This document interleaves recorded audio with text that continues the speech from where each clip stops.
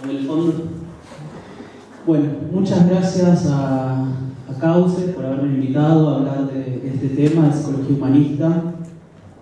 Si bien mi título de especialista es en psicoterapia cognitiva, el modelo desde el cual nosotros nos hemos formado y trabajamos con algunos de mis compañeros es un modelo integrativo, por lo cual no solo nos basamos en una teoría cognitiva, sino que además tomamos como eje o como fundamento también el modelo humanista, el modelo sistémico, ¿sí?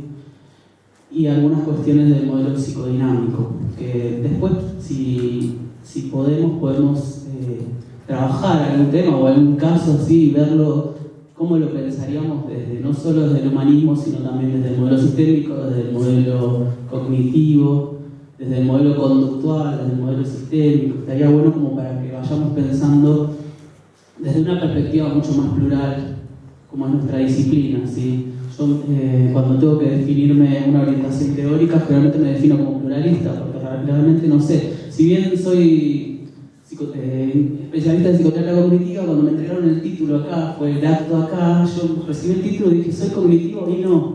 Mi familia no entendía mucho, porque no me siento cognitivo a secas, tampoco me siento humanista a secas, no me siento psicoanalista de ninguna manera, no me siento sistémico, pero sí pienso que cuando uno se encuentra con un otro, con una persona que está enfrente de uno y que le está contando su padecer, su malestar, es imposible no tener una mirada plural frente a ese fenómeno, ¿sí? Más allá de que esto a lo mejor les parece raro, o a lo mejor no lo escucharon tanto en la carrera, en la formación, a mí me pasa eso, ¿sí? Particularmente cuando me encuentro con un paciente o con un consultante. Vamos a ver que en este modelo no se habla de paciente sino de consultante.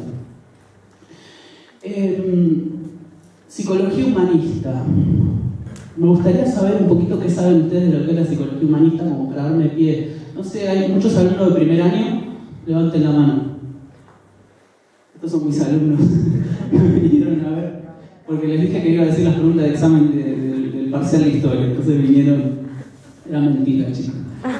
Cierren las puertas. ¿Qué saben de psicología humanista? Cuando alguien les habla de psicología humanista, ¿qué es lo primero que se les viene a la mente? ¿En qué piensan? Vamos a tratar de hacerlo como más participativo, más dinámico. Así me ayudan un poco a mí también a armar la clase.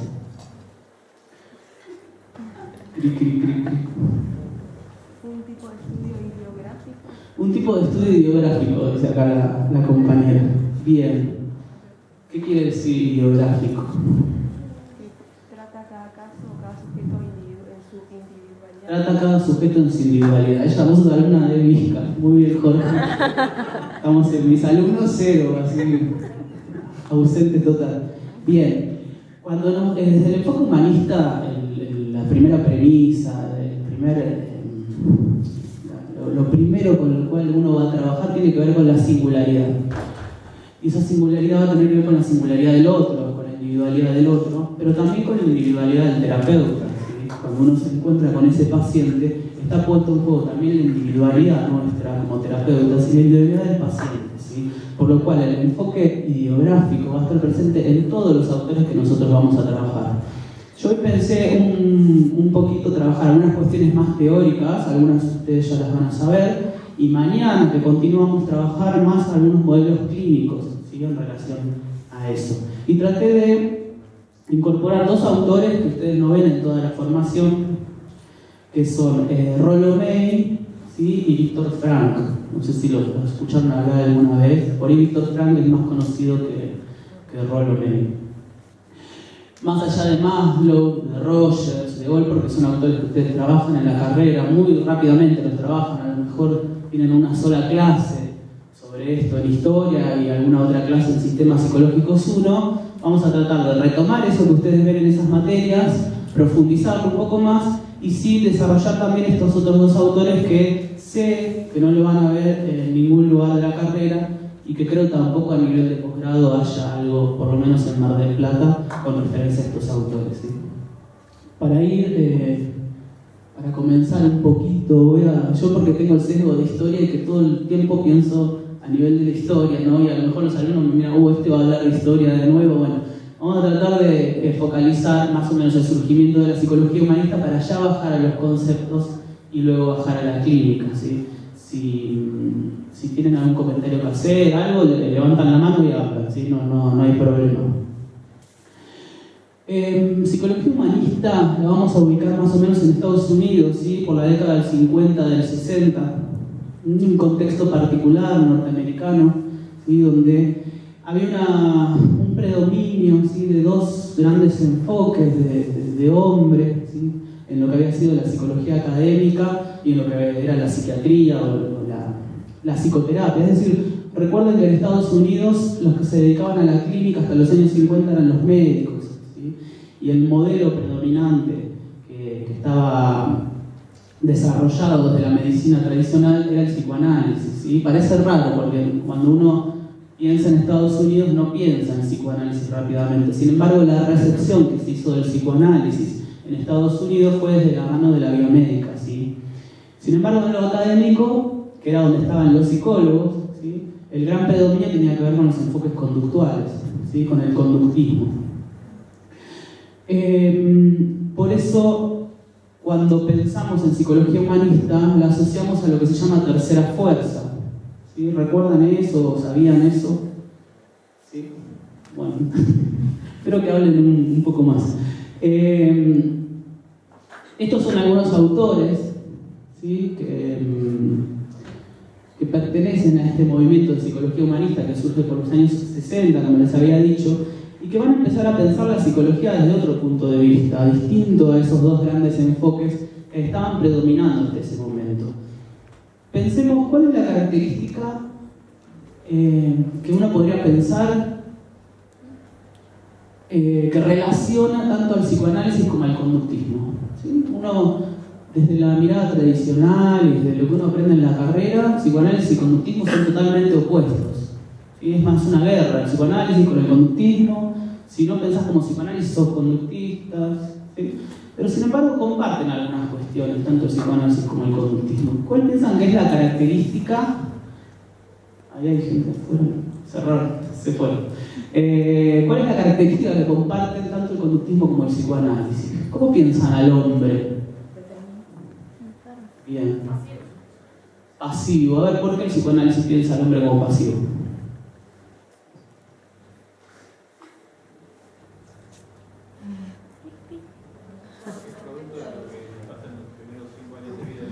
Bien, la idea de determinismo va a estar presente tanto en el psicoanálisis como en el conductismo, ¿sí? Distinto a este modelo de la psicología humanista que va a pensar al hombre como un ser humano libre de determinismos, ¿sí? ¿Cuál era el determinismo en el psicoanálisis y cuál era el determinismo en el conductismo? Bien, sexual. Vivi, que es mi escrita, acota. La sexualidad infantil. Digamos, en el psicoanálisis, yo soy psicoanalista, ¿no? Viene un paciente a mi consultorio a traerme determinada problemática y yo cómo voy a pensar esa problemática, dónde voy a enfocar, dónde voy a poner foco, dónde voy a poner la mirada. En el pasado, ¿no? En la historia de la persona, en los primeros años de vida. Ustedes saben que todo lo que sucede en los primeros años de vida va a determinar la actualidad del paciente, ¿sí? La posición, cómo yo salga de mi complejo de Edipo va a determinar mi posición subjetiva en la adultez, ¿sí? Que yo sea neurótico, que yo sea perverso, que yo sea psicótico, desde la mirada lacaniana o desde los psicoanalistas de otra mirada que hablan de borderline también, además de estas tres grandes estructuras, van a estar determinadas por lo que a mí me sucede en los primeros años de vida, ¿sí? ¿Y cómo lo voy a ver yo eso en un paciente? ¿Cómo lo voy a ver yo en el consultorio? Mi paciente me va a decir, no, porque yo tuve mal mi complejo de Edipo, por lo cual hoy tengo una neurosis, ¿sí? ¿Lo va a decir el paciente? No. Bueno, a lo mejor sí, está tan socializado el psicoanálisis que a lo mejor viene el paciente diciendo, no, tengo un problema de complejo de Edipo. Porque voy a comer los domingos a lo de mi mamá, no. ¿Cómo lo voy a ver yo? Le voy a hacer todo lo que el paciente me diga en relación a sus problemas cotidianos, ¿sí? Lo voy a pensar en base a la infancia. Si este paciente me dice, tengo problemas en mi trabajo, ¿sí? Tengo problemas con mi jefe, ¿sí? ¿Cómo lo va a pensar el psicoanalista? Yo tengo problemas de autoridad con los padres. Algo del orden de la autoridad. Y cuando uno piensa en la autoridad, piensa en los padres, ¿no? Piensa en el padre, por ejemplo. Entonces, el psicoanalista va a decir, bueno, de alguna manera se está reactualizando, ¿sí?, en la adultez, algo que no fue muy elaborado en la infancia, que tiene que ver con la figura del padre, ¿sí? Otro ejemplo. ¿Qué pasa con el complejo de Edipo? ¿No? Porque es una relación de 3. ¿Sí? Este ejemplo lo doy a veces en el práctico. Es una relación de 3, ¿no? Mamá, papá, nene. ¿Sí? Por supuesto que hoy vamos a hablar de otras, hoy hablamos de otro tipo de configuraciones que cumplen la función, pero en los textos de Freud uno encuentra mamá, papá, nene, ¿no? ¿Y qué pasa si esa salida no es tramitada de la mejor manera? Se puede reactualizar en la adultez, ¿sí? Por lo cual, uno, ¿qué pasaría? Uno se encontraría con un paciente que, ¿qué le diría? Siempre me meto en relaciones de 3 personas, ¿no? Siempre me enamoro de una mujer casada, siempre me enamoro de la mujer de mi mejor amigo, ¿no? Entonces uno dice, bueno, el psicoanalista diría, otra vez se está reactualizando acá una cuestión de 3, de rivalidad entre 2 contra, ¿sí? Amor por uno y rivalidad con otro. Entonces, hay un determinismo infantil, hay un determinismo en la infancia, desde el psicoanálisis, y que eso se va a reactualizar en la adultez. Eso es el determinismo para el psicoanálisis. ¿Cuál sería el determinismo para el conductismo? Ambiental. Más sencilla la cosa, ¿no? Es ambiental. ¿Y por qué es ambiental?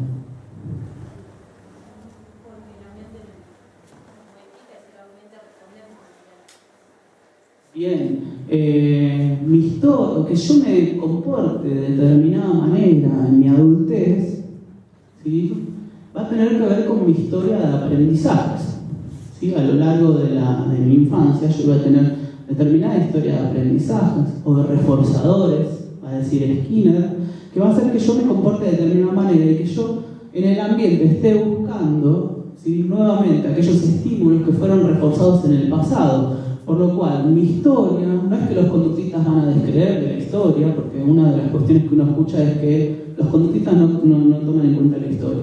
No, los conductistas toman en cuenta la historia, ahora piensan la historia y la determinación, ¿sí?, en el sentido de estímulos ambientales, de aprendizajes, ¿sí?, y de refuerzos. Por lo cual, que yo sea de determinada manera, va a tener que ver con mi historia de aprendizajes o mi historia de refuerzos. ¿Sí? Por lo cual estamos hablando de un sujeto que está determinado por el ambiente, ¿sí? Entonces viene esta persona nuevamente al consultorio, yo soy conductista, y me dice, tengo problemas con mi jefe, vamos a dar el mismo ejemplo, tengo problemas con mis compañeros de trabajo. Si yo soy conductista, ¿qué voy a hacer? Entrevistar a lo del trabajo. Claro, voy a entrevistar a los compañeros de trabajo, a ver, voy a pensar, ¿sí?, que la persona está desadaptada a ese ambiente. No voy a hablar de enfermedad, voy a pensar que la persona está desadaptada a ese ambiente. ¿Por qué? Porque hay estímulos que son aversivos, ¿sí? Entonces, de alguna manera, la misma problemática uno la puede ver de distintas maneras. Desde el psicoanálisis, entonces, tenemos un problema con la autoridad, un problema con la ley, por ejemplo, y que se está reactualizando vínculos que son pretéritos de la infancia y se están actualizando en la adultez. Desde el conductismo, ¿qué pasa? Hay estímulos aversivos en ese ambiente, por lo cual está haciendo que esta persona sea desadaptada. Tal vez haya que cambiar a la persona de ambiente, va a decir el conductista, ¿sí? Ahora, si yo fuera sistémico, vamos a irnos un poquito. Si yo fuera sistémico, ¿qué diría? Ustedes tuvieron una charla que organizó Cauces con Fabián Melamed. Y estuvo Teresa Bunge también por ahí, sí, desde el modelo sistémico. ¿Qué ¿qué diría un sistémico? ¿Cuál es el problema? ¿Dónde pondría el foco del problema? Sí, pero pensemos en el grupo, en el sistema trabajo. En el grupo de trabajo, igual que el conductista, diría, ¿no? Pero lo pensaría a nivel de reforzadores aversivos. Pautas de comunicación. Hay pautas de comunicación. Ustedes leyeron seguramente Václavic con los axiomas de la comunicación, eso seguro lo leyeron todos. Bien, no sé si lo recordarán, pero bueno, puede haber dañadas pautas o malos entendidos en la comunicación, pautas rígidas, ¿sí? Que hacen que el sujeto se adapte a ese sistema, por lo cual pensarlo de una manera sistémica también nos va a permitir tener un abordaje distinto y una mirada mucho más rica. Pensémoslo desde el psicoanálisis, pensémoslo desde el conductismo, pensémoslo desde el modelo sistémico. Ahora, si yo fuera cognitivo, ¿cómo pensaría ese mismo caso?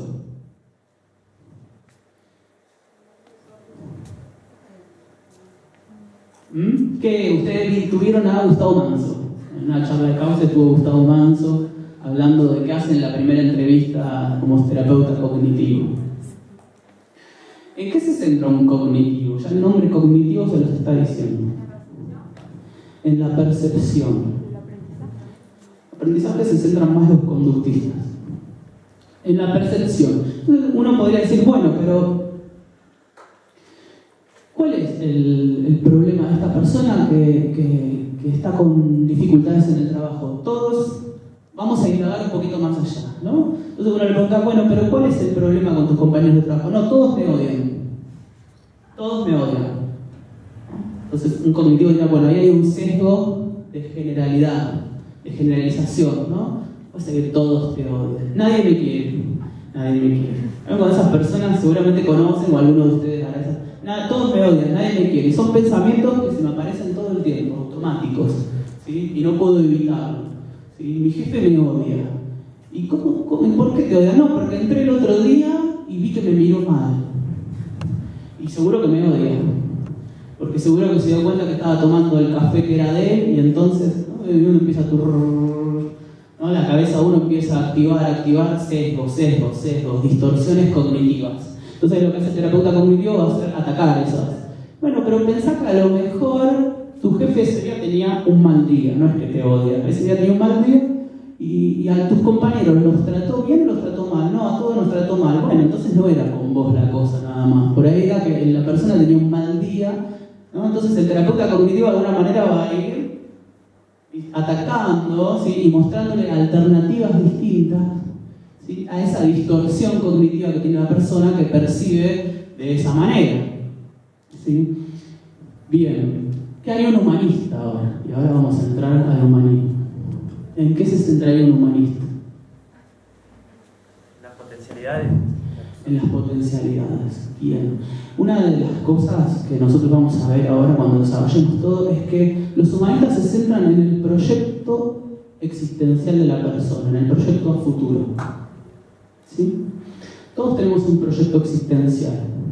Por lo tanto, en la terapia yo no solo me voy a centrar en el presente, sino que me voy a centrar en el futuro de la persona.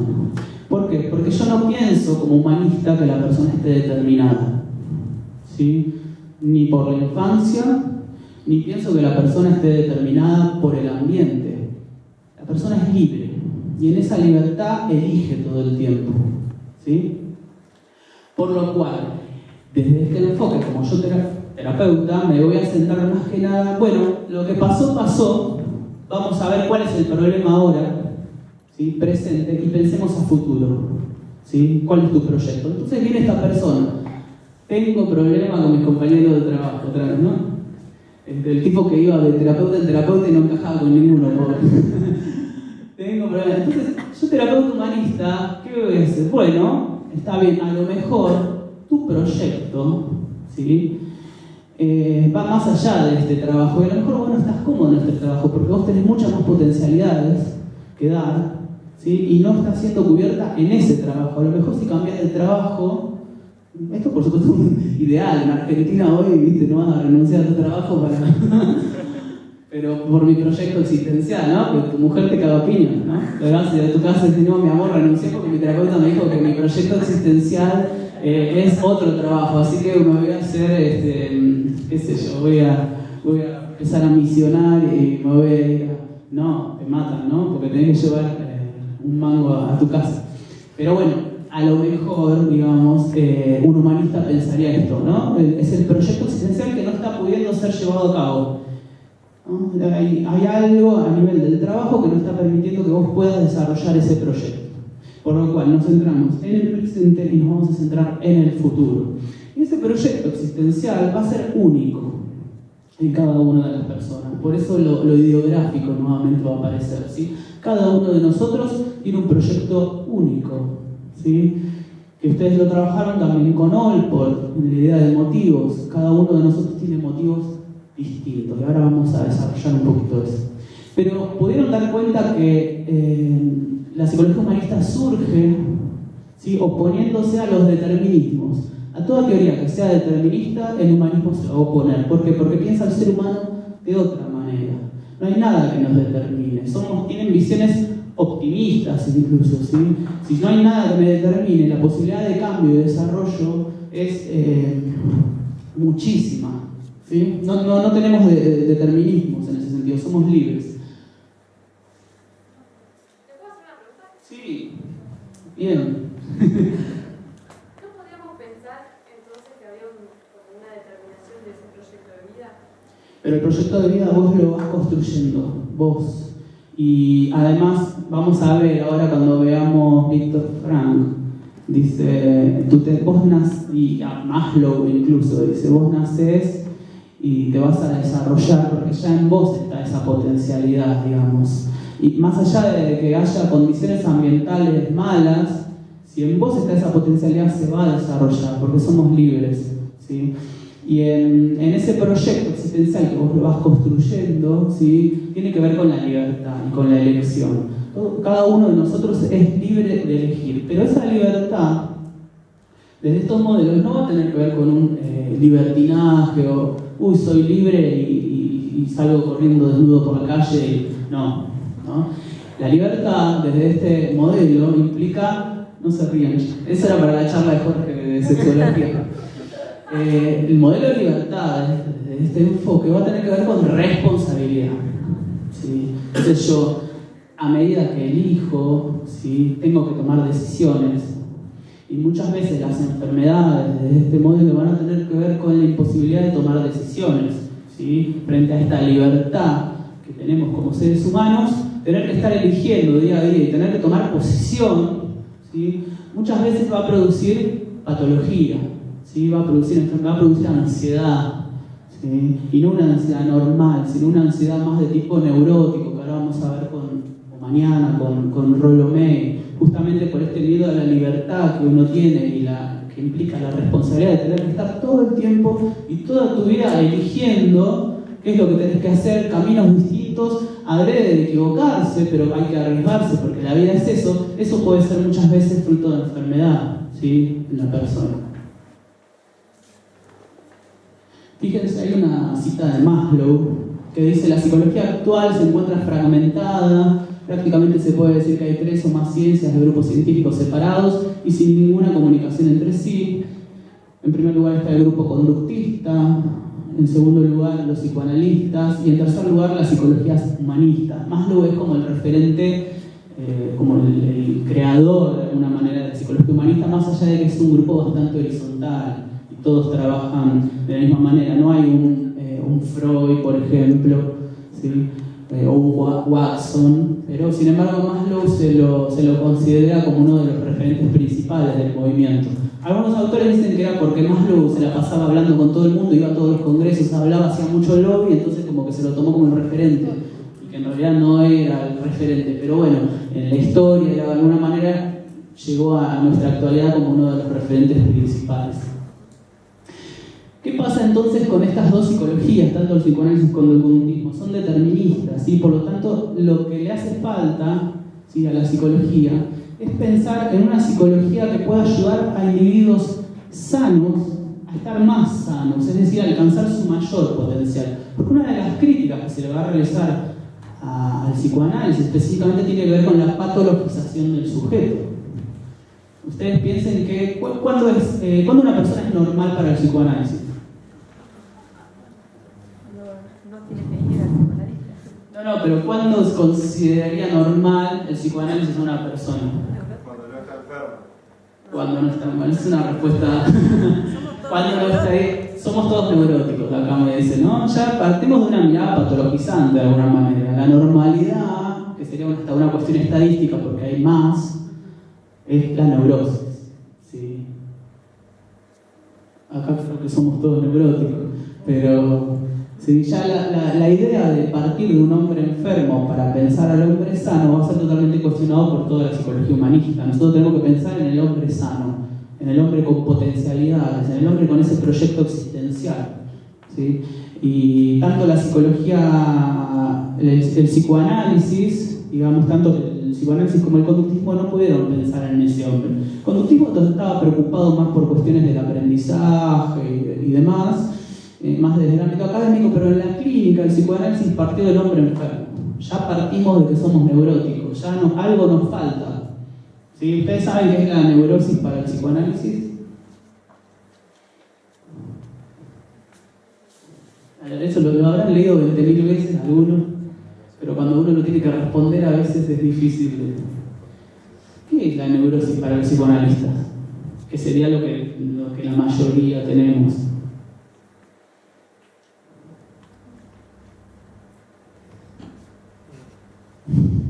No me van a responder a mí.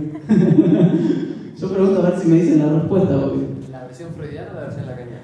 Ah, la que te guste. Para los lacanianos es una de las formas de arreglar o reconocer la falta. Una de las formas de reconocer la falta. ¿Entienden todos qué quiere decir eso? Porque desde el modelo humanista, los humanistas van a decir no hay nada que nos falte, digamos. ¿Qué es eso de la falta? Nosotros de una perspectiva holista, sujetos totales, pero no hay nada que nos falte en el sentido freudiano de la neurosis. Por eso son el discurso de Lapo, los humanistas. Claro. Está bien, pero no nos metamos en eso porque... ¿no? Entonces, la neurosis tiene que ver justamente con eso, ¿no? Hay algo que me falta, ¿no? Y algo me falta. Y yo no me siento completo, diría un paciente de consultorio. Y un tipo que no... La verdad que me gané tal cosa, pero sí, me puse contento, pero a los 2 días ya otra vez estaba afligido. Y bueno, ¿pero qué te pasa? Y no sé. ¿No? Y logré, pero tuviste tal triunfo de mí, sí, pero algo me falta. No sé. Me dura. Yo me moría por comprarme ese auto. Me moría por comprarme ese auto. Y me lo compré y ya está, ahora quiero otra cosa. Y yo quería engancharme a esa chica divina, que yo ya está. Sí, pero ahora ya no me gusta. Ahora que me doy bola no me gusta. Bueno, esa es la neurosis del psicoanálisis, ¿sí? Lacan, yo siempre doy el ejemplo de Lacan del hombre y la vida, el hombre, la vida o la bolsa, ¿sí? No sé si lo conocen, que me parece que explica muy bien la neurosis y este hombre que algo le falta, ¿sí?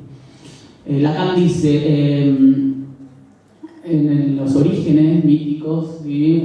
Es como si hubiera venido un ladrón y nos hubiera apuntado con un arma y nos hubiera dicho la bolsa o la vida, ¿no? ¿Qué hace uno, ¿no? ¿Qué hace uno? ¿Entrega la bolsa o se queda con la vida? La bolsa, dice la bolsa, ¿no? Porque ¿qué pasa? Si uno dice no, yo no te voy a dar nada, perdiste la bolsa y perdiste la vida, ¿no? Por lo cual uno entrega la bolsa, ¿no? Y esa bolsa se convierte en lo que después desde el psicoanálisis se piensa en la neurosis. Yo toda mi vida voy a estar añorando esa bolsa que perdí, ¿sí? ¿Y qué se va a hacer el motor de mi deseo? Siempre me voy a sentir que algo me falta y va a tener que ver con esa bolsa que perdí cuando el ladrón me apuntó y me dijo la bolsa o la vida. ¿Y por qué la perdí? Porque elegí la vida, ¿no? Y cuando uno elige la vida aparece la neurosis de alguna manera, que tendría que ver con la normalidad según el psicoanálisis. Pero piensen cómo ya estamos partiendo de un hombre patologizante, un hombre enfermo. Los humanistas dicen no, que ni bolsa, ni vida, ni nada, no. El hombre es sano, el hombre es fuerte, tiene fortalezas, y a veces las condiciones sociales hacen que no pueda desplegar esas fortalezas, no pueda desarrollarse como hombre sano, ¿sí? Pero sin embargo uno tiene que poder encauzar, o que la persona pueda encauzar esa salud, ¿sí? Esa experiencia que tiene que ver con lo saludable, con lo salugénico, y que es propio de todos nosotros. Rogers, por ejemplo, que lo vamos a ver mañana, da un ejemplo que dice: en el sótano de mi casa crecía un brote de papa, dice, ¿no? Y la verdad que el sótano estaba todo inundado, no entraba casi luz, entraba un rayito de luz, las condiciones eran malísimas, pero sin embargo iba creciendo y se iba desarrollando. ¿Por qué? Porque en las mismas semillas tenía la potencialidad para poder ser. Entonces Rogers dice: el ser humano es igual, ¿sí? Víctor Frank, de alguna manera, también dice lo mismo, ¿sí? ¿Ustedes lo conocen a Víctor Frank? ¿Sí? ¿Conocen algo de él? ¿Conocen El hombre en busca del sentido? El libro. Él escribe desde un campo de concentración. Entonces, fíjense, si no pensaba eso, la verdad que pensemos en qué situación está escribiendo él. Está preso en un campo de concentración y dice: si yo tengo un motivo por el cual vivir, puedo soportar todo. ¿Por qué? Porque en mi naturaleza está, ¿sí?, esa capacidad de poder sobreponerme a las situaciones y poder salir fortalecido de esas situaciones. Porque es propio de cada uno de nosotros y es propio del ser humano, y poder sobreponerse a esas situaciones. ¿Tiene algo que ver? Perdona. Sí, decime. ¿Tiene algo que ver con el concepto actual de resiliencia? Sí, exactamente, lo iba a decir. Gracias, Jorge. Gracias, Jorge. Que es lo que hoy conocemos como resiliencia, ¿sí? Está muy, no sé si ahora tanto, hasta hace unos años estaba muy de moda hablar: ¿sos resiliente? ¿No sos resiliente? ¿Qué es resiliencia? Es poder afrontar determinadas situaciones adversas y poder salir fortalecido de esas situaciones. ¿Por qué? Porque debajo de toda esta concepción lo que se piensa es que el ser humano tiene potencialidades para poder hacerlo. Desde el psicoanálisis no se piensa eso, ¿sí? Y del conductismo menos todavía. ¿Qué potencialidades, fortaleza? No, miremos el ambiente, miremos los aprendizajes, ¿sí? Pero desde el psicoanálisis no se piensa al ser humano desde esta mirada tan positiva. Es lo que hoy también se conoce como psicología positiva. No, totalmente patologizante es la idea o la construcción de su modelo de hombre, ¿sí? Pensemos nosotros, la psicopatología que nosotros vemos va a tener que ver con eso también, que ustedes ven en la formación, que se ve desde un modelo psicodinámico, y la clínica, que también se ve desde un modelo psicodinámico. En nuestra formación tiene que ver con esta mirada de partir del hombre enfermo. Y ustedes leyeron Maslow seguramente. ¿Y qué decía Maslow en relación a esto? Que una vez que llegas a una autorrealización siempre vas a tener, o siempre se va a ir actualizando, siempre vamos a tener metas. Bien, pero ¿qué dice? Está muy bien. Pero ¿qué dice con respecto a la psicología? ¿Qué hizo la psicología hasta este momento, dice Maslow? Tratar a la persona enferma y que la fuerza. Claro, dice, la psicología se ha centrado solamente en una parte de jurisdicción. Esa jurisdicción ha sido la más sórdida, la más oscura, la más enferma, y ha dejado de lado, dice Maslow, la otra parte, ¿sí?, que tiene que ver con la fortaleza, con las virtudes, con la felicidad, con el sentido del humor, ¿sí?, aquellas partes más sanas. Y la psicología no le ha dado bolilla a eso, no ha focalizado en eso, y se ha centrado en el hombre enfermo, y a partir de ahí ha construido modelos teóricos pensando en el hombre ya enfermo, cuando en realidad descuidó toda esa otra parte que tiene que ver con las virtudes y con las fortalezas humanas. La psicología humanista se basa específicamente en eso. Por eso decíamos, lo que falta, según la tercera fuerza, es la información que pueda ayudarnos a los individuos sanos para llegar a estar más sanos aún, alcanzar nuestro mayor potencial. Se necesita un modelo de personas que resalte sus características únicas, acá está el tema de la unicidad, de la individualidad, y sus aspectos positivos más que negativos. Y esta idea va a ser el eje central o el postulado fundamental de todos los psicólogos humanistas.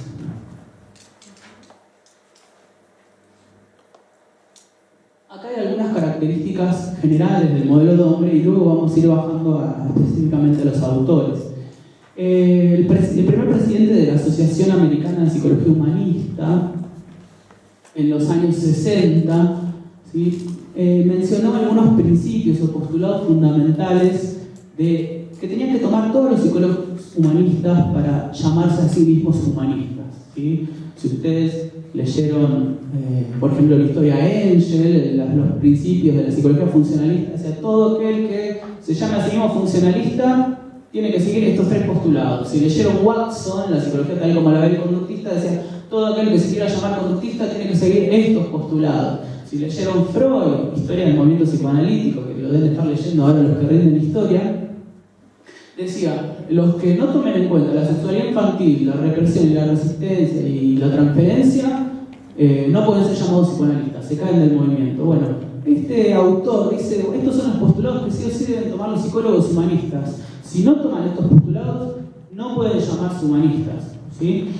Estos postulados, que parecen bastante de sentido común, en ese momento eran bastante revolucionarios, ¿sí? Pensemos en lo que decíamos anteriormente, la hegemonía del conductismo y la hegemonía del psicoanálisis en Estados Unidos. Por lo cual, decir esto, que a nosotros nos parece como bastante, bueno, sí hay que somos una totalidad, sí, somos una totalidad.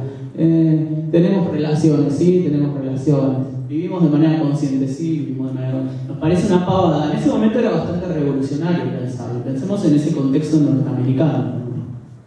Entonces dice, el ser humano en cuanto persona supera la suma de sus partes. ¿Sí? Esto le viene de los psicólogos gestálticos. ¿Por qué? Porque una de las grandes influencias que van a tener todos estos psicólogos humanistas es la Gestalt, los psicólogos de la Gestalt cuando llegan a Estados Unidos emigrados del nazismo. ¿Sí? Si bien no tienen mucha cabida dentro del contexto norteamericano, los gestálticos, ¿por qué? Por la hegemonía justamente del conductismo. Dentro de la academia dejan de alguna manera una mella o algo para que aparezca luego esta psicología humanista con este tipo de conceptualizaciones. Es decir, cuando decimos que el todo es más que la suma de las partes, están pensando en el ser humano, ¿sí? Un ser humano total. Y ustedes lo vieron con Allport, por ejemplo, cuando dice, cuando critica los distintos tipos de psicología que no pudieron alcanzar la singularidad o no pudieron explicar la singularidad. Si yo digo, quiero comprender a Jorge, por ejemplo. Quiero comprender a Jorge, ¿no? Quiero saber cómo es Jorge, cómo vivencia el mundo Jorge. Nunca pude, bueno, cómo vivencia el mundo Jorge, ¿no? Porque yo soy humanista, quiero ver cómo el sujeto vivencia el mundo, ¿no? Y yo como terapeuta tengo que poder ver el mundo tal como lo vivencia esa persona, aunque yo no comparta lo que él piensa y lo que él hace, que realmente no lo comparto, pero tengo que poder pensar el mundo tal como lo ve Jorge, por ejemplo. Entonces, si yo digo, bueno, para entender cómo vivencia el mundo Jorge, le voy a tomar un test de personalidad, un MIPS, y le voy a tomar un test de inteligencia, ¿no? Y me da medio bajo inteligencia y me da alto el trastorno histriónico de la personalidad. Sí, no sos vos. ¿Y qué me dice de Jorge eso? Yo ya igual cuando pregunto así, ¿y qué me dice? Cuando hago así ustedes ya saben que tiene que decir no, nada, ¿no? Si yo hubiera dicho, ¿y qué me dice de Jorge? Capaz que me dicen, y dice que saber que Jorge tiene un coeficiente intelectual de 40 y un estilo de personalidad de tal manera, no me dice nada de cómo Jorge vivencia el mundo, cómo se comporta, ¿sí? ¿Por qué? Porque es centrarme en partes, en realidad. Es centrarme en partes. De Jorge. Que Jorge era así. Que Jorge, por ejemplo, otra categoría que critica Allport, que Jorge sea histriónico, ¿sí? O que Jorge sea introvertido, porque vamos a decir que es demasiado. Que Jorge sea introvertido, ¿qué me dice de Jorge? Es una característica a lo mejor de... Pero no me dice nada. ¿Por qué? Porque yo tengo que, la persona que yo tengo delante mío es una totalidad, ¿sí? Y saber solamente una característica no me dice nada de cómo Jorge vivencia el mundo, cómo piensa, cómo siente y cómo de acuerdo a eso se comporta, ¿sí? Por lo cual la perspectiva holista va a estar presente en todos los autores, ¿sí? De esta corriente. La existencia del ser humano está siempre ligada a relaciones interhumanas. digamos, a uno le parece una pavada, y sí, obvio, si no tenemos relaciones, no tenemos vínculos, no sobrevivimos. Y bueno, es una característica esencial de todo este movimiento, ¿sí? Pensemos que en Maslow aparece como una necesidad, incluso, dentro de su jerarquía de necesidades. ¿Qué necesidad era? Las de afecto. Las de afecto, ¿sí? Necesitamos. Y pensemos que Maslow había estudiado con un autor que se llama Harlow, no sé si lo conocen, que trabajaba con monos, con monitos rhesus, son unos monitos chiquititos, ¿sí? En donde a partir de ahí aparece todo lo que tiene que ver con la teoría del apego y la importancia que tienen los vínculos, ¿sí? Las relaciones interhumanas en la salud de las personas, ¿sí? En la salud, pero también en la enfermedad de las personas, ¿sí? La importancia de los vínculos y de las relaciones es primordial. ¿Y qué era lo que había visto este autor Harlow? Él trabajaba con estos monitos. ¿Alguien conoce el experimento de Harlow? ¿No?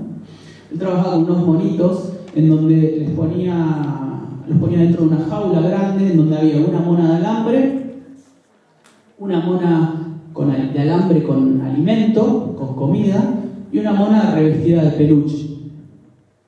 Los monitos estaban hambrientos incluso de eso. No iban ni a la mona de alambre ni a la mona con alimento, sino que iban a la mona de peluche, ¿sí? ¿Por qué? Porque necesitaban el contacto, ¿sí? Piel a piel, y eso hacía que sobrevivieran, ¿sí? Todo esto va a ser desarrollado también por un autor que se llama Bowley, que tiene que ver con la teoría del apego, donde habla de las primeras experiencias de vida, de alguna manera, con respecto a los vínculos y al apego. Él desde el psicoanálisis lo trabaja, ¿sí? Va a determinar, ¿sí? La madurez psicológica, podríamos decir, o la salud de las personas. Sí, él decía, si yo tuve en mis primeros años de vida alguna falla temprana en relación a ausencia de mis padres, él lo trabajaba con niños que habían perdido a sus padres en la guerra, ¿sí? Posiblemente si tengo alguna falla temprana en relación a esos primeros vínculos, luego en mi adultez, ¿sí? Tenga problemas de apego, problemas para vincularme con otras personas, ¿sí? ¿Por qué? Porque los primeros vínculos son determinantes. Los psicólogos humanistas no van a decir eso, de que los primeros vínculos son determinantes, pero sí le van a dar muchísima importancia al apego y a las relaciones vinculares para pensar la salud de las personas, para pensar la enfermedad, ¿sí? El hombre vive de manera consciente, pensemos que son posturas que son conciencialistas, no hablan de un inconsciente reprimido, de carácter sexual, lo van a desechar totalmente, sino que a lo sumo van a tomar esta cuestión gestáltica de figura-fondo, ¿no? Algo que es consciente de figura, ¿sí? Y luego pasa a ser fondo, pero lo puedo recuperar tranquilamente. El inconsciente, digamos, es más del orden de lo configuracional. No va a haber un inconsciente a partir de la represión y demás, sino que va a ser figura-fondo, ¿sí? Una cosa más. Podríamos hasta pensar en un preconsciente, ¿sí? Que uno puede. Y pensemos además que uno no puede ser consciente de todo, ¿sí? En este mismo momento, hasta por una cuestión de economía del sistema, ¿sí? Imagínense si fuéramos conscientes de todo, sería agotador. Por lo tanto, algo pasa al fondo, ¿sí? Pero sin embargo, el eje de todas estas corrientes va a ser la conciencia. Yo voy a trabajar con la conciencia, cómo la persona vivencia aquí y ahora, ¿sí? Es consciente de lo que está sintiendo y de lo que está pensando. Es decir, que yo me voy a centrar en la conciencia, no voy al inconsciente, ¿sí? Como terapeuta me voy a centrar en la conciencia, lo que la persona vivencia aquí y ahora y cómo está percibiendo el mundo y cómo está percibiéndose a sí mismo en este momento. El ser humano está en situación de elegir y decidir y puede, mediante sus decisiones activas, variar su situación vital. Acá aparece la idea de la libertad en contra de los determinismos, ¿sí? Estamos en situación de elegir, estamos en situación de decidir, ¿sí? Y esto implica responsabilidad.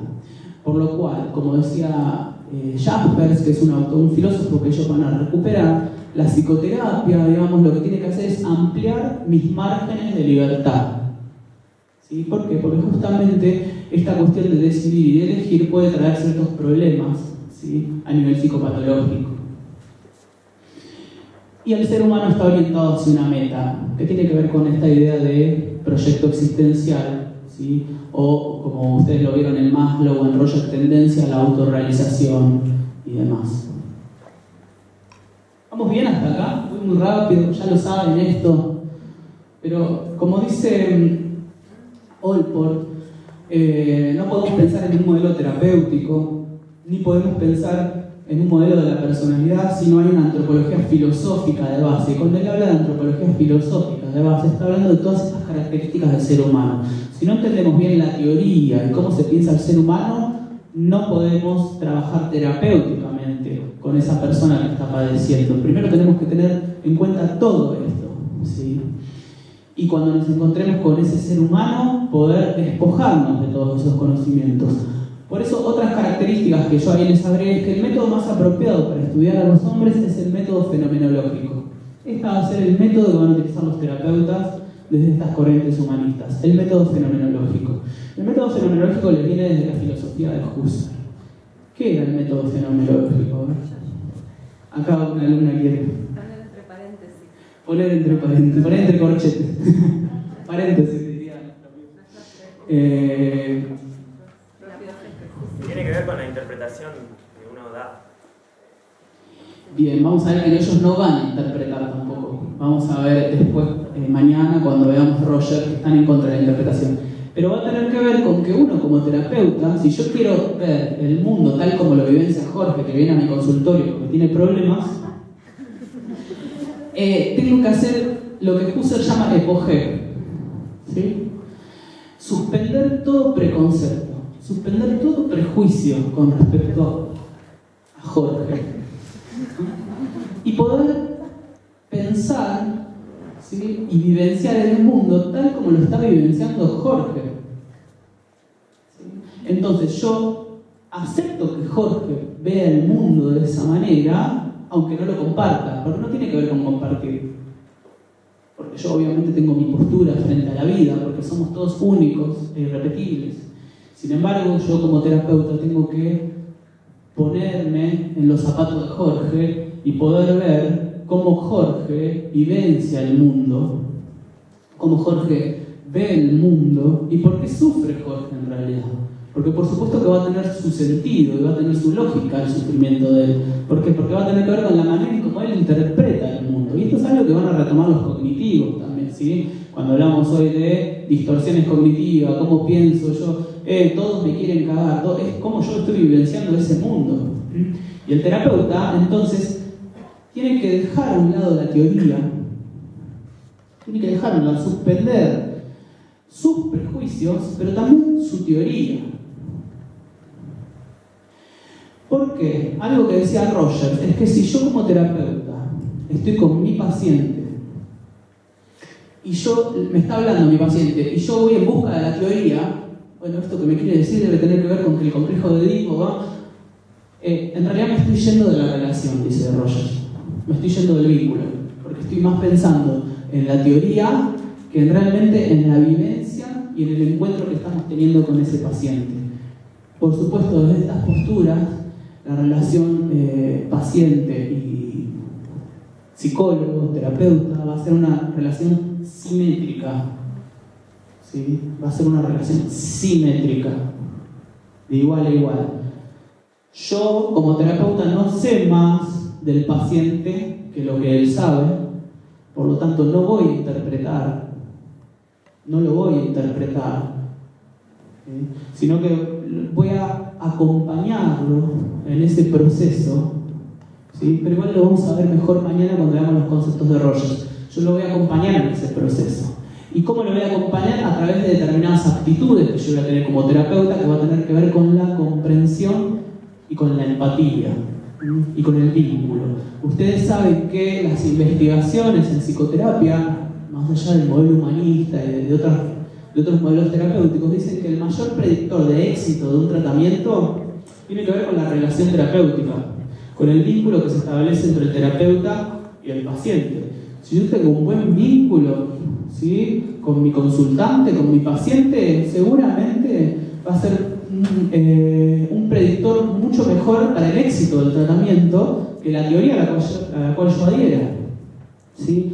Es decir, la relación terapéutica que se establezca entre consultante y terapeuta, la relación va a ser el mayor predictor de éxito del tratamiento, más allá de la teoría a la cual el terapeuta adhiera. Eso lo dicen las investigaciones en psicoterapia. ¿Sí? ¿Sabían eso? ¿Lo conocían? ¿Lo escucharon alguna vez? ¿Sí? De mí, capaz que escucharon. ¿Sí? Eso de ponerse en el lugar del consultante no tiene que ver con la perspectiva del doctor de antropología. ¿La perspectiva de? La perspectiva Con hacer un trabajo de campo y de poder vivenciar, por ejemplo, yo, antropólogo, voy a una tribu y me pongo a vivir con ellos y claro, porque, en ese sentido. había influencias de antropología en las psicologías humanistas, de Boas, de Margaret. Bien, Margaret Mead, Boas, sí, No sí. sabía qué tipo de influencia habían tenido, que no Bien. les gusta hablar mucho, y por ahí es esa, la perspectiva Sí, del sí, actor, sí, sí, la seguramente, sí. Tiene que ver con esto. Yo tengo que vivenciar el mundo tal como lo vivencian las personas y es la única manera que yo tengo de comprender el funcionamiento de esas otras personas y de cómo piensan el mundo. Sin estar de acuerdo. Yo puedo no estar de acuerdo, ¿sí? Si viene una persona y me cuenta cosas con las cuales yo no estoy de acuerdo, yo tengo que poder comprender que el otro puede vivenciar esas cosas de esa manera, aunque yo no lo comparta. Es difícil que no haya perjuicios en uno, pero tiene que ver con el método fenomenológico. ¿Sí? Tiene que ver con el método fenomenológico, tiene que ver con la empatía. Es algo que toman de Dilthey también, la idea de empatía y la idea de comprensión. Sí. Estamos tratando de antropología y cada vez que comentó y lo que le criticaron es esto de caer en la relatividad. El humanismo no cae en la relatividad por el núcleo bueno. Vos decís que podemos caer, bueno, esta es mi idea de la realidad que no coincide con la tuya, entonces yo hago lo que quiero en ese sentido, un relativismo. Bien, es una de las críticas que se le hace a la psicología humanista, la idea del relativismo. Sin embargo, más allá del marco interno que cada uno hace que perciba la realidad de determinada manera y que eso es único, siempre hay consensos, ¿no? Porque yo decía, entonces mi realidad es que está bien salir desnudo por la calle, entonces salgo desnudo por la calle. Pero bueno, va a venir la policía y me va a llevar seguramente, ¿no? Entonces siempre hay ciertos consensos a nivel social que hace que, pero lo que hace que uno no haga lo que quiera, digamos, en ese punto. Pero sí la manera de vivenciar las cosas va a tener que ver con cuestiones particulares y únicas, ¿sí? Pero no es caer en un relativismo en el sentido de, bueno, hacemos lo que queremos. No, eso no. Los hombres son seres únicos y irrepetibles. ¿Sí? En lugar de buscar el placer, en lugar de buscar el placer y evitar el dolor, los hombres buscan el sentido de la vida, caracterizado por el desarrollo personal, y ahí tiene que ver con el proyecto existencial. No son modelos de reducción de tensión, como serían para el modelo psicodinámico, no se piensa desde ese punto al hombre, sino que se piensa en el sentido de que buscamos todo el tiempo la atención. La buscamos nosotros, ¿sí? Así como Skinner nos decía, buscamos los reforzadores positivos en el ambiente, bueno, los humanistas van a decir, buscamos el sentido de la vida, buscamos los proyectos, ¿sí? Somos sujetos activos en ese sentido. Y dice, vivir una vida auténtica es mejor que vivir una vida auténtica. ¿Cuándo uno es auténtico y cuándo uno es inauténtico? Y este va a ser el objetivo de la psicoterapia. El objetivo de la psicoterapia va a ser que la persona deje de ser inauténtica y pase a ser auténtica. ¿Cuándo sería auténtica la persona? Cuando deja de hacer lo que se hace o decir lo que se dice, lo que dice Heidegger. Bien, exactamente, lo toman de Heidegger. Exacto. Porque para estas corrientes, ¿sí?, que plantean la idea de una tendencia a la autorización o de un proyecto de vida o un proyecto personal, ¿cuándo se enferma una persona? Cuando no lo puede cumplir, vamos a decirlo así sencillamente, cuando no puede cumplir con ese proyecto. ¿Y cuándo no puede cumplir con ese proyecto? Cuando no se le está permitiendo cumplir con ese proyecto, ¿no? Hay algo que no le está permitiendo cumplir con ese proyecto. Y la persona, si pensamos que es libre y que tiene que decidir todo el tiempo, ¿no?, esa decisión implica responsabilidad. Y esa responsabilidad implica ansiedad, ¿no? Como yo tengo que estar eligiendo todo el tiempo, eso me produce ansiedad. Entonces, ¿qué es más fácil? Hacer lo que los otros dicen que tengo que hacer, ¿no? Si yo hago lo que los demás dicen que tengo que hacer e introyecto valores que son de otros, que no van con mi autenticidad, me vuelvo una persona inauténtica. ¿Sí? Entonces, una de las cuestiones de la psicoterapia es decir, bueno, vos qué es lo que sentís. No, porque a mí mi familia me dijo, no, vos qué es lo que sentís. No, porque mis compañeros de trabajo me dijeron, pero vos qué es lo que vivenciás en relación a eso. Es volver a poner el foco en la persona y en cómo vivencia la persona ese mundo y no en los otros, ¿no? Porque es fácil vivir la vida de los otros, ¿no? Es más fácil porque uno les saca un poco de responsabilidad a uno, ¿no? No sé qué les parece a ustedes. Si yo vivo la vida desde los otros, hago lo que los otros dicen que se debería hacer y la verdad que no tomo posición nunca. ¿Vieron esos amigos que en los grupos a veces hay que tomar posición y hay siempre alguno que nunca toma posición y quiere quedar bien con todos? ¿Sí? Bueno, tiene que ver con eso, con ser inauténtico. Por lo tanto, la psicoterapia lo que va a tener como objetivo es volver a la autenticidad y a que la persona vuelva a ser libre, ¿sí? Vuelva a tener poder de decisión frente a su vida y pueda desarrollar, por lo tanto, ese proyecto existencial. Ese sería como a nivel general el objetivo de la psicoterapia, que mañana lo vamos a desarrollar mejor cuando veamos a Rogers. ¿Sí? ¿Se entiende eso? Sí. Pero, o sea, ¿dónde está el límite entre lo que la persona quiere hacer, que le hace bien y es la que lo lleva a realizarse, y las demandas culturales? O sea, por más que tenga una individualidad y una cultura. Sí, y entonces. Claro, o sea, ¿cómo arreglas esa, como sería como una tensión entre lo que el individuo hace bien y algunas pautas culturales que por ahí no puedes cambiar toda la cultura? A eso me refiero. Pero uno es parte de esa cultura. Claro, pero hay cosas de esa cultura que pueden no estar haciéndole bien al individuo. A ver, por ejemplo. Por ahí me estoy yendo para un lado más de la enfermedad, pero. Sí, porque justamente ellos van a cuestionar la idea esa. ¿No es la cultura de la que hace que yo me enferme de alguna manera o que en el sentido freudiano de represión? ¿Sí? Sin embargo, a veces la cultura no está permitiendo que yo desarrolle mis potencialidades. ¿Está bien? Sí, y entonces, dale, sí. ¿Cómo resuelves eso? A ver, ¿cómo sería entonces? Pero no sería la cultura la que desarrolla las potencialidades, sino el propio individuo que no sabe cómo. Es el propio individuo. Lo que pasa es que nunca nada, porque yo estas mismas preguntas las hacía cuando iba al un seminario de Rogers. Yo hacía un seminario de Rogers, ¿no? Con Silvia Jauregui, no sé si la conocen, que era como una referente. Yo me hacía las mismas preguntas. No, pero entonces Hitler, yo estaba medio loco. Entonces Hitler quiso desarrollar su proyecto existencial y mató a todos los judíos. No, me decía la amiga. Porque nunca esa tendencia actualizante o esa naturaleza interior del ser humano va a tender a algo malo, siempre va a tender a algo bueno. Y eso bueno va a tener que ver con poder, va a ir de la mano de la cultura y de la sociedad, pero siempre de las cosas buenas, ¿sí? Siempre se va a tender hacia lo bueno, hacia lo constructivo. Y a veces no se puede desarrollar eso, ese es el problema, digamos. Pero de ninguna manera ningún ser humano va a tender hacia la destrucción, por ejemplo, ¿no? Es a veces la sociedad, pero lo que dicen es que, bueno, tanto la escuela, como los padres, como la iglesia, como la familia y todas las instituciones deberían basarse en este modelo, dicen ellos. En este modelo de pensar a los seres humanos desarrollándose, ¿sí? No sé si hay más o menos, toda la sociedad debería adaptarse de alguna manera a este modelo de hombre. Si todos funcionáramos como este hombre, como este modelo de hombre, ¿sí? Todos seríamos mucho más felices. Y aparece como una utopía de la psicología humanista, que es muy propio de los yanquis, además, armar este tipo de utopías, que ustedes lo vieron con Skinner, por ejemplo, ¿no? La idea de una utopía o una sociedad basada en los reforzamientos positivos.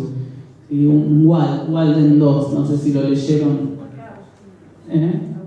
Agustín, ¿vos lo leíste? Yo lo tengo, bueno. La sociedad debería basarse en este enfoque.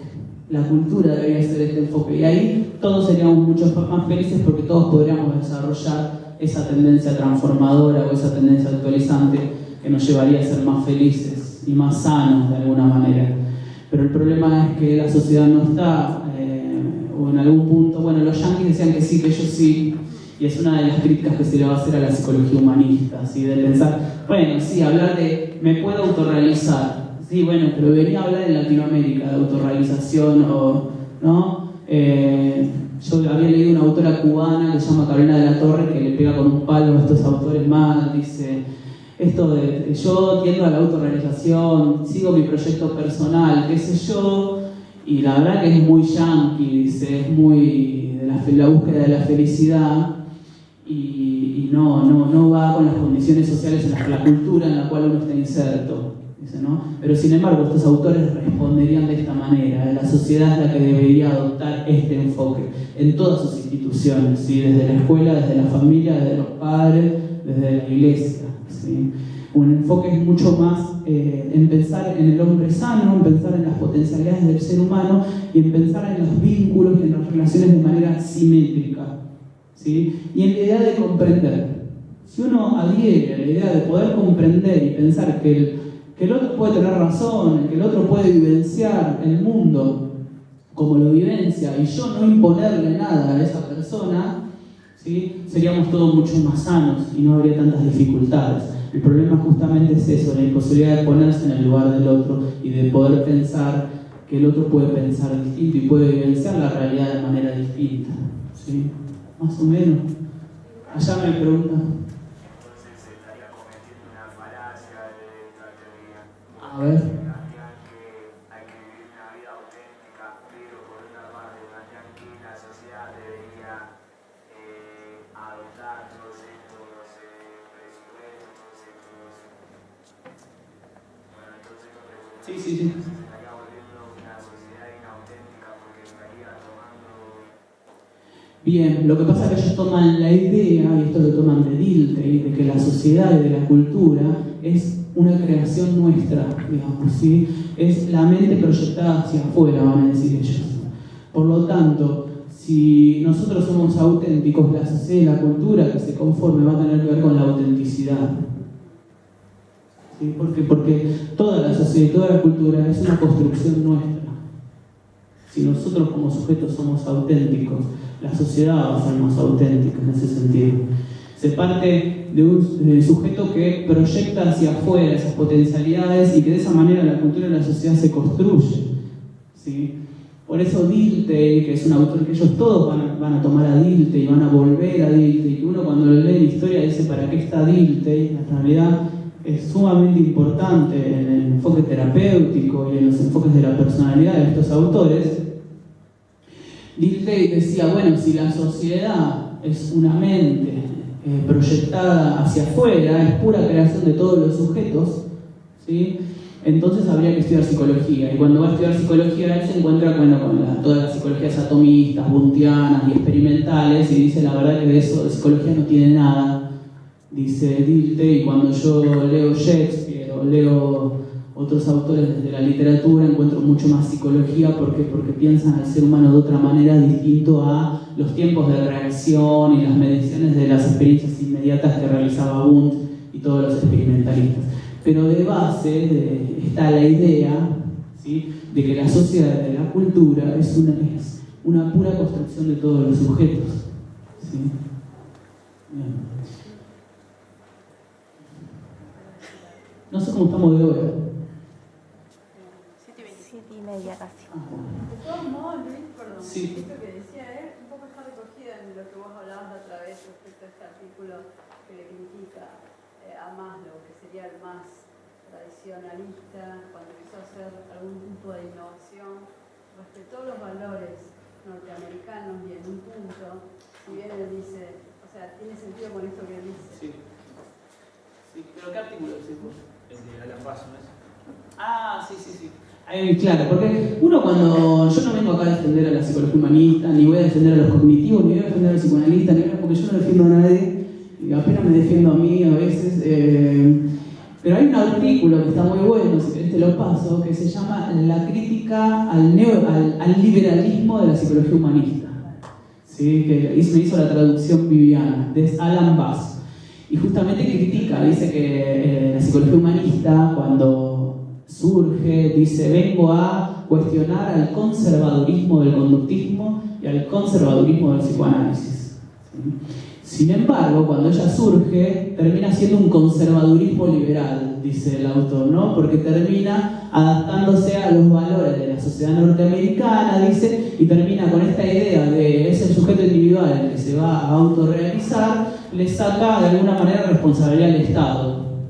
¿Sí? Entonces, bueno, si cada uno tiene que lograr sus potencialidades y desarrollar sus propias potencialidades y la tendencia actualizante, le saco responsabilidad al Estado. Entonces depende de cada uno de ustedes que sean felices o no. ¿Por qué? Porque pasa a ser parte del propio individuo. Entonces venía con toda la cosa en contra del conservadurismo y demás, y terminó siendo un liberalismo conservador, dice este autor. ¿Sí? Si a alguno le interesa el artículo, está bueno porque hace toda una mirada mucho más crítica con respecto a las corrientes. Siempre tenemos que criticar a todas las corrientes, ¿sí? Tenemos que criticar al humanismo, tenemos que criticar a los cognitivos, tenemos que criticar a los conductistas, a los sistémicos, a los psicoanalistas, porque ninguno tiene la posta, ninguno tiene la verdad absoluta, ¿sí? Nos dan aproximaciones, nos dan enfoques para pensar al ser humano y además tienen intereses por detrás. Todos tienen intereses por detrás, tienen una manera particular de mirar al hombre y siempre va a haber otras cosas que uno no está pudiendo ver en esos escritos de estos autores clásicos que uno va leyendo. El mismo Freud, uno encuentra que hay el texto que tienen una cuestión mucho más política de fondo, que ninguno es puro y en todos hay que encontrarle la crítica. ¿Sí? Porque tiene que ver con esto, con pensar que la psicología es multiparadigmática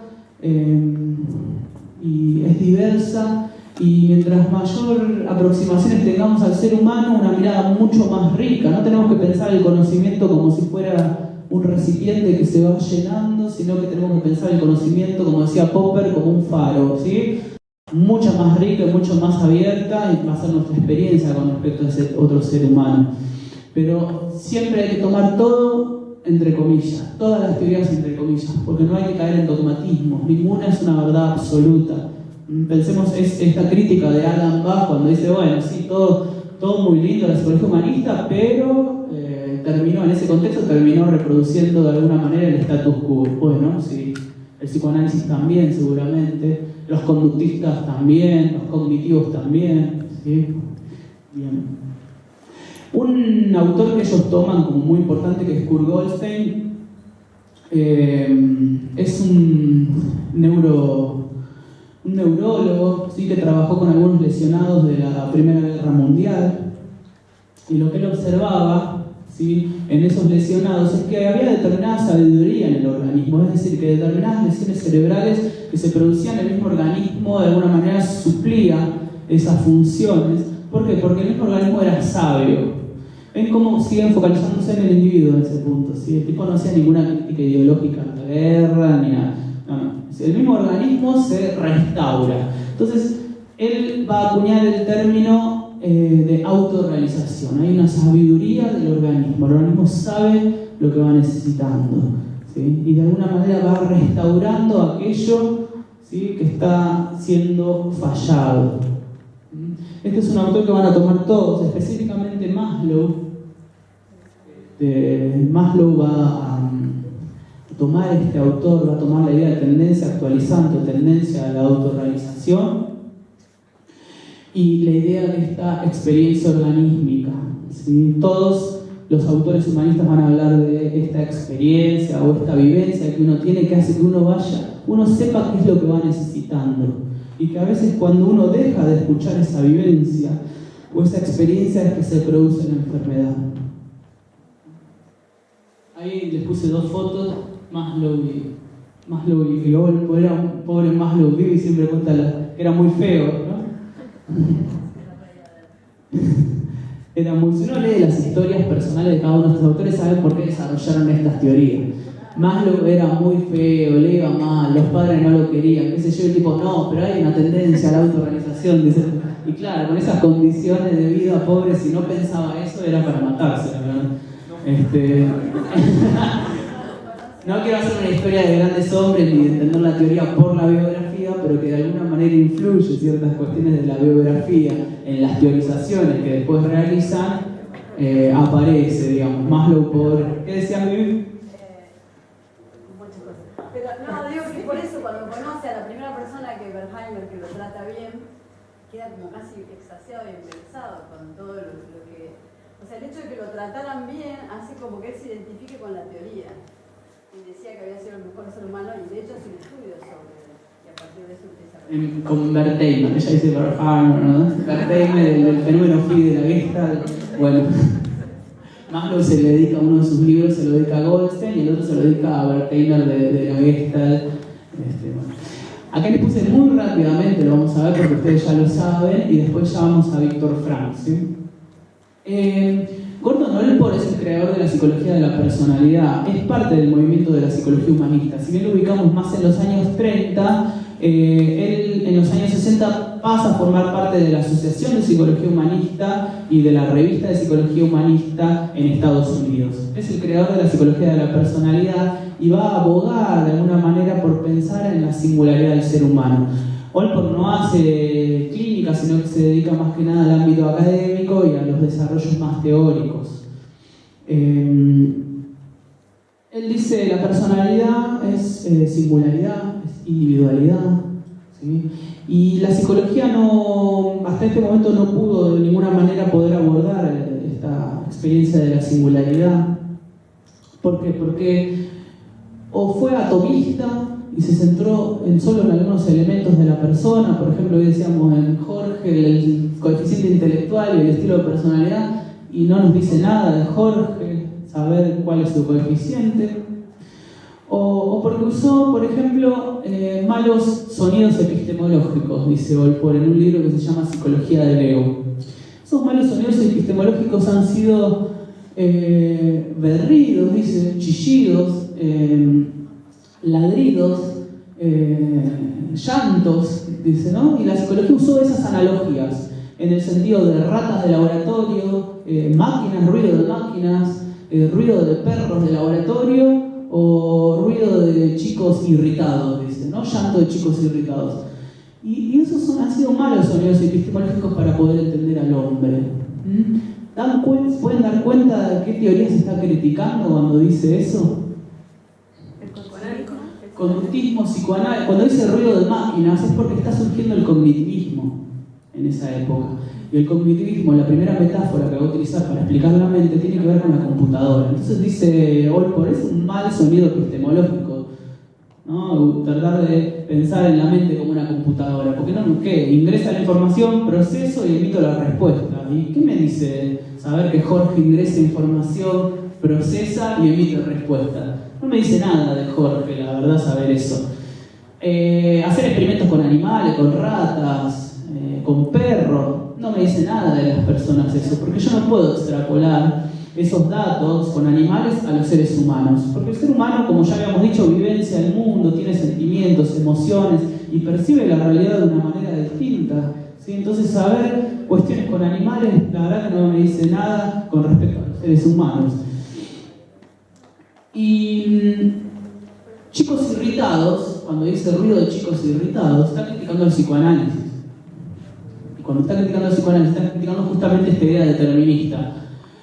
¿Los motivos de la infancia determinan los motivos de la adultez? No, dice Allport. Por ahí hay una autonomía funcional de los motivos, ¿sí? No hay que ir al niño de ayer para entender al adulto de hoy, dice Allport. De ninguna manera hay una determinación de la infancia, sino que cada uno de nosotros tiene motivos distintos, ¿sí? Cada uno de nosotros es único e irrepetible. Y esa unicidad y eso irrepetible es que cada uno de nosotros tiene motivos. Y esos motivos son siempre actuales.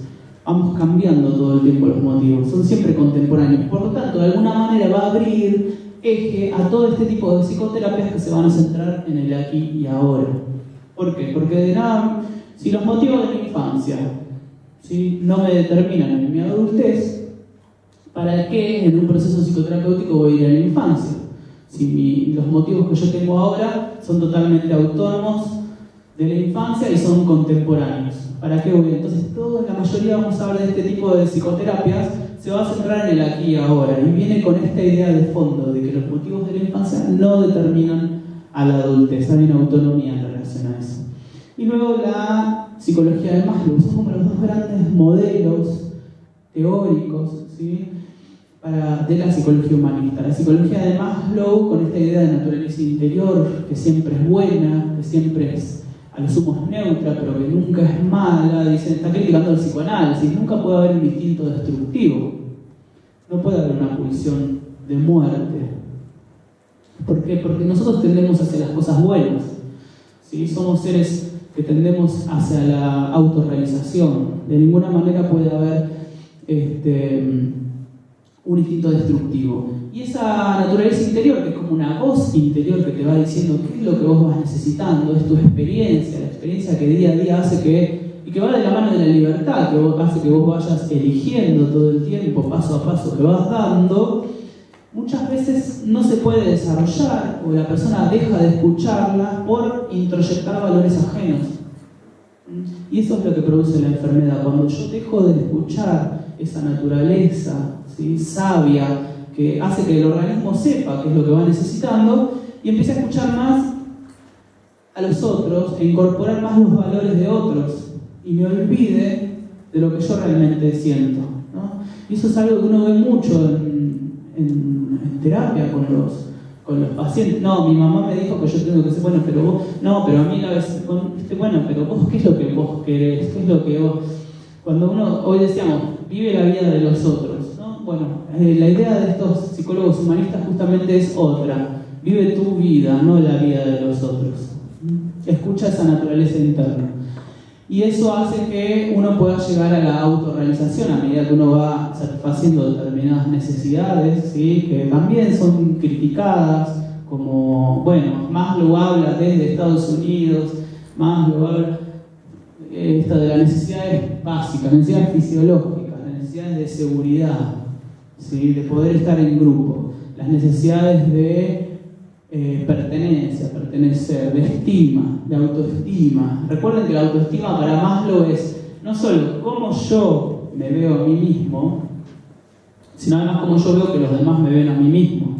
A veces no coincide, ¿sí?, cómo yo me veo a mí mismo y cómo lo ven esas personas que, yo siempre digo, tienen más grande el frasco que el contenido, se creen que son que venga, que los cago a todos a piña, y el tipo pesa 20 kilos, ¿viste? Vos decís, no, este tiene una autoestima muy elevada y no condice con cómo los demás lo estamos viendo. Bueno, tiene que ver con una necesidad, dice Maslow, de autoestima, ¿sí? Y va a ser fuente de patología también, lo vamos a ver con Rogers, cuando el concepto que yo tengo de mí mismo no coincide con la experiencia que yo recibo de los demás.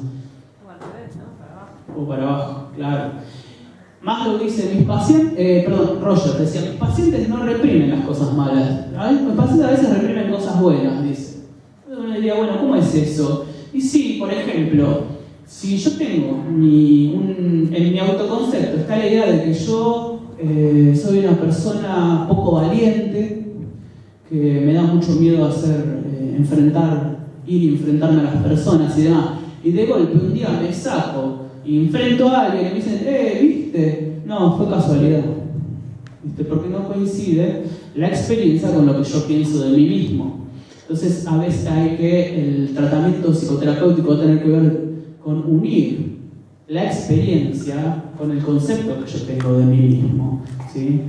Si yo soy una persona muy amable, yo tengo un concepto de mí mismo que soy muy tranquilo, muy bueno, qué sé yo, y un día, no sé, viene mi suegra y la agarro del cuello, y entonces digo, bueno, algo pasó, eso no coincide con la idea que yo tengo de mí mismo, ¿sí? Entonces la idea es que, bueno, algo te hizo, entonces, la idea es que se pueda unir la idea que yo tengo de mí mismo con la experiencia, ¿sí?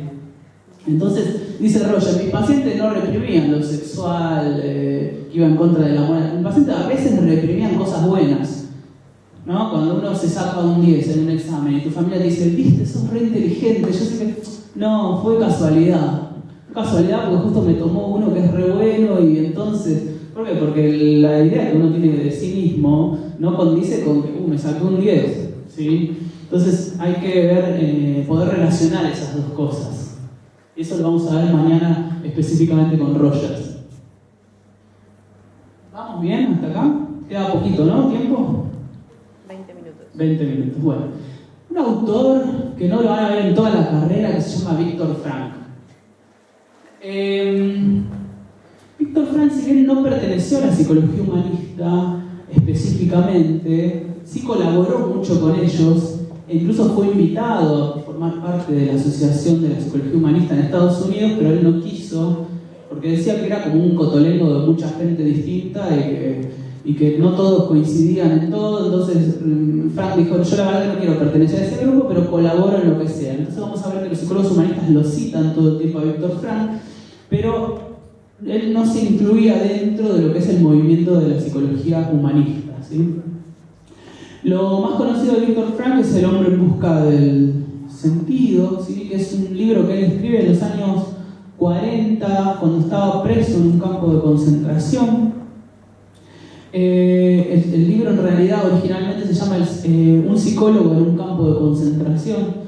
Luego lo reedita y le pone El hombre en busca del sentido. Y si ustedes está siempre en las librerías, está también en PDF por internet.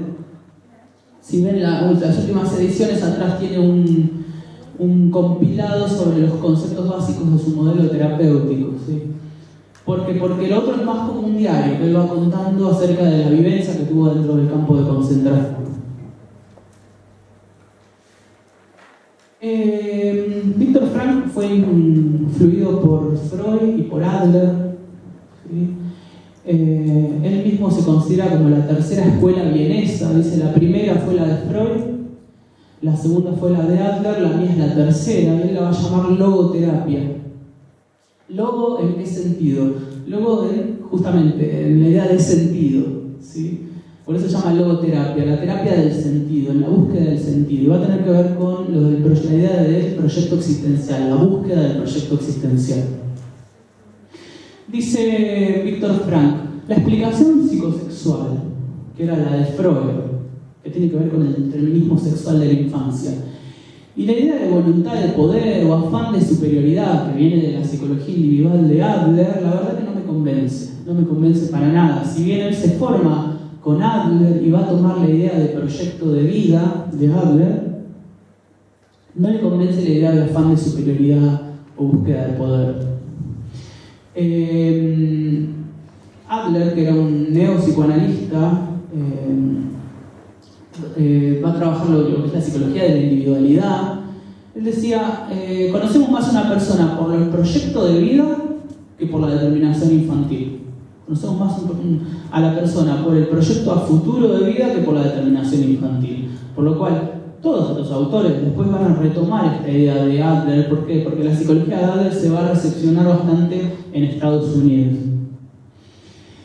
La logoterapia entonces va a ser la terapia del sentido, de la búsqueda del sentido. Entonces no hay un determinismo infantil, no hay un afán de superioridad o búsqueda de poder. Lo que hay, dice, es una voluntad de sentido, búsqueda constante del sentido, del significado. ¿Por qué? Porque somos sujetos libres, no estamos determinados y constantemente, paso a paso que damos, estamos tratando de darle un sentido y un significado a nuestras vidas. Pensemos que está escribiendo desde adentro de un campo de concentración, escribía en papelitos, qué sé yo. Entonces es muy factible escribir este tipo de cosas en la situación en la cual él estaba viviendo. Él cae preso junto a su esposa y a sus padres, que los ejecutan a todos, y él sale vivo de alguna manera y va a desarrollar todo este modelo terapéutico que tiene que ver con encontrar un sentido a la vida y poder sobreponerse a las situaciones adversas. Por lo cual él al principio de su libro toma una frase de Nietzsche que dice: quien tiene un motivo por el cual vivir puede soportar cualquier cómo. Quien tiene un motivo por el cual vivir puede soportar cualquier cómo, ¿sí? Puede soportar cualquier cosa. ¿Por qué? Porque si vos tenés un sentido en la vida, dice, podés soportar cualquier cosa, porque eso te va a llevar a que sigas en el camino de la búsqueda del sentido. Podés soportar todo, dice. ¿Por qué? Porque esa búsqueda del sentido va a ser mucho más fuerte que cualquier situación adversa que vos puedas vivir. Entonces, en su psicoterapia, ¿cómo se llama? Viktor Frankl, me confundí con Maslow. En su psicoterapia, Frankl, ¿qué va a hacer cuando viene una persona que tiene un problema? Buscar cuál es el sentido de su vida y poder trabajar eso. ¿Sí? Y aunque la persona no sepa bien cuál es el sentido, eso es lo que va a trabajar el terapeuta con el paciente. ¿Cuál es el sentido de la vida y qué hace que pueda sobreponerse a todas las situaciones de las cuales está viviendo? Dice, el ser humano puede ser desposeído de todo. Pensemos que lo escribe en el campo de concentración. El ser humano puede ser desposeído de todo, excepto de su propia existencia, y aún así persiste en la búsqueda inclaudicable del sentido. ¿Sí? Todo el tiempo estamos tratando de darle un sentido a la vida. ¿Qué era lo que le decía él al paciente cuando iba? Bueno, así que usted tiene tal problema, ¿por qué no se suicida? Esa es la intervención de Víctor. Hoy capaz que le mete una denuncia en el colegio de psicólogos y le sacan la matrícula. Pero él decía, bueno, ¿por qué no se suicida? No, entonces la persona ahí se quedaba. No, bueno, pero yo tengo a mi esposa, a mis hijos, mi trabajo. Bueno, entonces empezaba a trabajar cuál era el sentido de su vida en realidad, y cuál era su proyecto de vida, ¿no? Que hacía que pueda sobreponerse a cualquier situación adversa. Y de esa situación adversa, incluso, como decíamos hoy, a nivel de lo que se concibe hoy como resiliencia, era poder sobreponerse y poder salir fortalecido frente a esas situaciones. ¿Sí? ¿Vamos bien hasta acá? ¿Se entiende? ¿Sí? ¿Algún comentario? Sí. Me quedé pensando en Hitler. Y para mí fue como que se podría de última justificar, porque él de última tenía su sentido de una raza pura. ¿Cómo no entendí? De Hitler. Ah, que se podía justificar. No, pero nunca, bueno, eso era lo que yo les decía cuando yo iba al seminario decía, no, pero entonces Hitler, nunca algo interno del ser humano puede ser malo, puede tender a la destrucción del otro. Porque ¿cuál era la idea de Hitler? Destruir a todos los que no fueran de esa raza. Pero para él era un propósito bueno. Para él, pero él estaba destruyendo de esa manera, ¿sí? Estaba eliminando, jamás puede haber algo destructivo. Pero en todo caso el hombre siempre tiene algo destructivo. Pero eso no era como... De esta corriente no. Eso diría el psicoanálisis, siempre tiene algo destructivo el hombre. Esta corriente son, también se lo llaman rusonianos, ¿sí? Incluso Maslow decía, sí, yo soy rusoniano, le gustaba que le dijeran eso, ¿no? El hombre por naturaleza es bueno, y de última, en todo caso es la sociedad el problema, pero el hombre jamás puede tener un instinto hacia la destrucción. La naturaleza interior de Maslow es buena, al sumo es neutra, pero nunca puede ser mala. Y en el caso de Hitler, como vos decís, nunca, más allá de que él tuviera esa idea de la raza pura, qué sé yo, nunca se puede avalar desde este modelo, ¿sí? ¿Por qué? Porque nunca se va a tender a destruir a otros. Es algo que no es propio del ser humano. Bueno, pero es también que es lo que considerar, porque él por ahí lo consideraba un estorbo. Es como decir, bueno, pero ya considerar un estorbo y eliminarlo es algo malo. Y talar un bosque para hacer una fábrica es malo también, o hacer una casa. Es como, es muy relativo. Entonces, no, capaz que... Pensá, tratá de ponerte los anteojos de esta teoría. Yo también, yo después digo, ¿cómo no veo un instinto destructivo? Mentira, si yo, como dice teorías del aprendizaje, Sebastián Urquijo, que los chicos son buenos por naturaleza, dice, vayan a un jardín de infantes que se están todos cagando a piña y mordiendo eso, ¿no? Pero desde este enfoque uno se pone los anteojos, ahora en este momento somos todos humanistas. Me parece que vendría del lado de aquellos que no pueden tolerar este nihilismo existencial, si se quiere, y el hacerse cargo de ahora vamos a ver la patología para Víctor Frank y tiene que ver con este nihilismo existencial justamente. Dice, las neurosis de este tiempo tienen que ver con esta falta de búsqueda de sentido, y que tiene que ver con falta de metas, sí, que tiene que ver con el nihilismo. Exactamente. Dice, fíjense esa frase, ¿qué daría yo por estar asediado por el temor de castración y no por la ansiosa pregunta, la atormentadora pregunta de si mi vida habría tenido en el momento de mi muerte un sentido? Ahí palo al psicoanálisis le está dando, ¿no? Ojalá fuera la angustia de castración, dice. No, es que no puedo encontrarle un sentido a mi vida, en todo caso, y cuando me vaya a morir, espero morirme habiendo sabido cuál fue el sentido de mi vida y qué legado dejé en esta vida, ¿sí? Una mirada bastante optimista en ese punto. Ahora, ¿qué lugar le da el sufrimiento? Está bastante relleno el power, pero para que les quede a ustedes después como... ¿Qué lugar le da al sufrimiento? El sufrimiento no siempre va a ser algo patológico, dice, sino que a partir del sufrimiento uno va a poder detectar muchas veces cuál es el sentido de la vida, ¿sí? Dice, es uno de los modos más preciados para encontrar el sentido. El tema, dice, es qué actitud nosotros tomemos frente al sufrimiento. Si el sufrimiento viene y me hace desvanecerme, o si yo puedo afrontar ese sufrimiento y encontrar que siempre el sufrimiento va a tener algún sentido en mi vida, ¿sí? Siempre. El tema es que a veces no podemos detectarlo.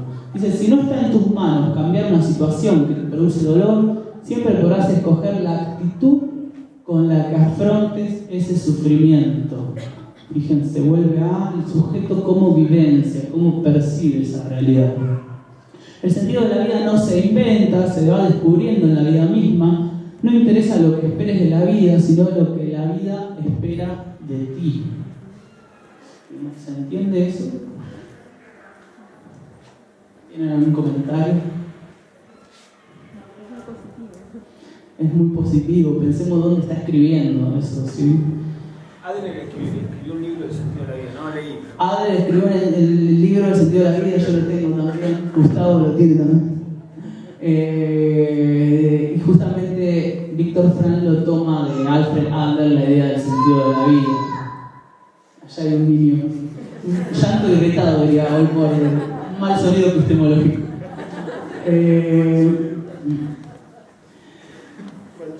¿Qué lugar le da el humor? Fíjense, él cuenta las experiencias dentro del campo de concentración y dice que por ahí empezaban a hacer chistes de los mismos prisioneros y se reían, ¿no? Y uno dice, qué terrible, se estaban riendo, pero él dice que es el sentido del humor, digamos, dice, es un arma que nos permite sobrevivir, de alguna manera, poder reírnos nos permite sobrevivir, en esta lucha por la supervivencia, dice.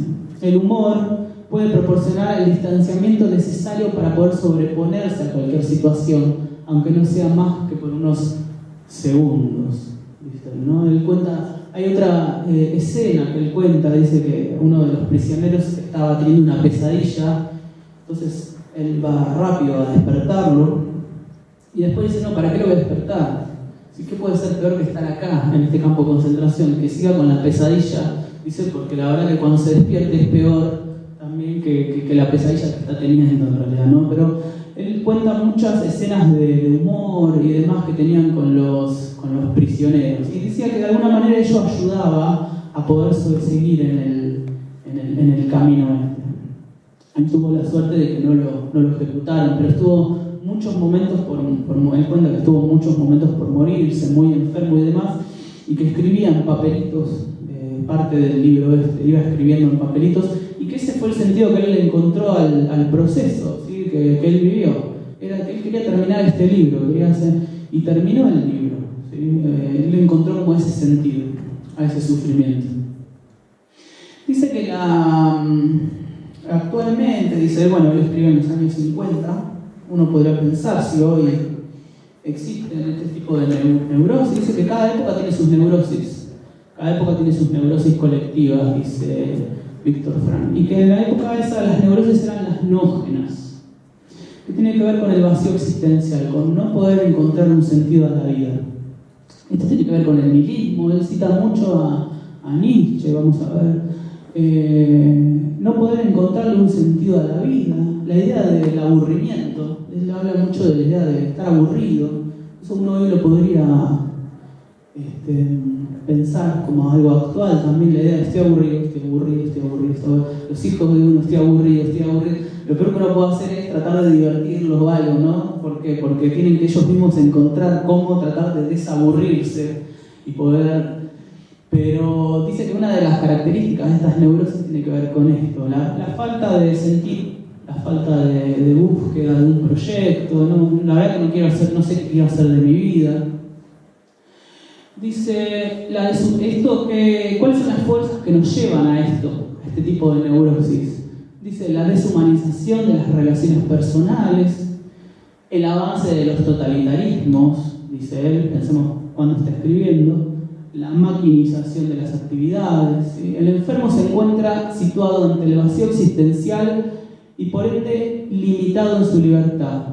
Pierde el juicio, pierde el sentido de los medios para alcanzar la autorrealización. Acá aparece bien su relación con los psicólogos humanistas. ¿Sí? Pero cuando yo no tengo un proyecto, no tengo un motivo, no tengo un proyecto existencial, la verdad, estoy en un vacío, estoy limitado de mi libertad porque no sé qué quiero elegir, porque si yo no tengo un proyecto, ¿qué elijo ante la vida? ¿No? ¿Qué elecciones realizo a lo largo de mi vida? Si yo no sé bien para qué lado voy. ¿No? Él dice, en una parte él dice, son esas personas que están como corriendo todo el tiempo, pensando que de esa manera van a llegar a algún lado, y cuando en realidad no están llegando a ningún lado, porque solamente corren, están como apurados, son esa gente que está apurada, pero cuando uno les pregunta, ¿cómo andas? Bien, todo bien, y no, esa gente que no profundiza en nada, que son ese tipo de relaciones como bien, todo bien, y no profundizas en nada y marcan esa distancia y parece que siempre están apuradas, ¿sí? Bueno, tiene que ver, dice, a no ser que vivas en Buenos Aires, pero tiene que ver con el vacío existencial, con este tipo de neurosis, y que son las propias de esa época. Tendríamos que pensar si hoy está este tipo de neurosis, ¿no? En esta idea de que cada época tiene el tipo de neurosis que la época de alguna manera le propone. Sí. No, te iba a decir que, o sea, puede también pensarse el hecho de que se impongan como proyectos predeterminados, como el hecho de, no sé, el hecho de hacerlo en primaria o secundaria, como que en una cultura, en una sociedad se te impongan determinados proyectos que serían proyectos buenos para que vos desarrolles, y que eso podría llegar a influir con esta autorrealización. Sí, esa justamente es a veces las imposiciones, que lo vamos a ver mañana con Rogers, ¿sí? Cuando te imponen cosas que no tienen que ver con tu propio proyecto y que vos te sentís raro, además, dicen, vos te sentís raro, estás haciendo algo que vos, como que te querés autoconvencer de que sí, este es mi proyecto, qué sé yo, pero es algo más que es impuesto de afuera, que es algo propio tuyo, ¿sí? Y tiene que ver con la enfermedad, y lo vamos a ver mañana también con Rogers. Si el sentido es lo que buscamos, dice Frank, el sinsentido es un agujero, un hueco en tu vida, y en los momentos en que lo sientes necesitas salir corriendo a llenarlo.